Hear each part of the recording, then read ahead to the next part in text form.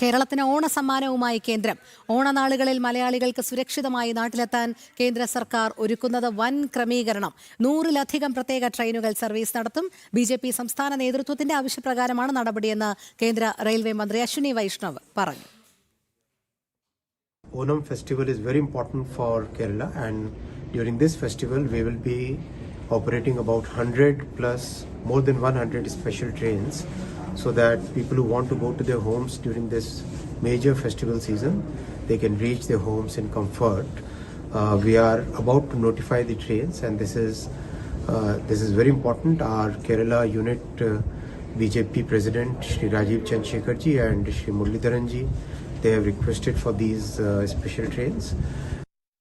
വാർത്തയുടെ വിവരങ്ങളുമായി നന്ദഗോപൻ ചേരുന്നു. നന്ദൻ, ഓണനാളുകളിൽ മലയാളികൾക്ക് സുരക്ഷിതമായി നാട്ടിലെത്താൻ കേന്ദ്ര സർക്കാർ റെയിൽ ഗതാഗതത്തിൽ ഒരുക്കുന്നത് വലിയ ക്രമീകരണമാണ്. എന്തെല്ലാം കാര്യങ്ങളാണ് കേന്ദ്രമന്ത്രി അശ്വിനി വൈഷ്ണവ് ഇതുമായി ബന്ധപ്പെട്ട് വ്യക്തമാക്കിയത്? രോഹിണി, കേരളത്തിന്റെ ഏറ്റവും വലിയ ഉത്സവമായ ഓണാഘോഷത്തിന് മുന്നോടിയായി മലയാളികളുടെ യാത്രാക്ലേശം പരിഹരിക്കാൻ വലിയൊരു റെയിൽവേ പാക്കേജാണ് ഇപ്പോൾ കേന്ദ്ര സർക്കാർ പ്രഖ്യാപിച്ചിരിക്കുന്നത്. ഉത്സവ സീസണിലെ വലിയ തിരക്ക് ലഘൂകരിക്കുന്നതിനായി 100-ലധികം പ്രത്യേക ട്രെയിനുകൾ ഇത്തവണ സർവീസ് നടത്തുമെന്നാണ് റെയിൽവേ മന്ത്രി അശ്വിനി വൈഷ്ണവ് ഡൽഹിയിൽ വ്യക്തമാക്കിയത്. വിവിധ നഗരങ്ങളിൽ നിന്നും കേരളത്തിലേക്കുള്ള ഈ ട്രെയിനുകളുടെ പട്ടിക ഉടൻ തന്നെ റെയിൽവേ വിജ്ഞാപനം ചെയ്യും.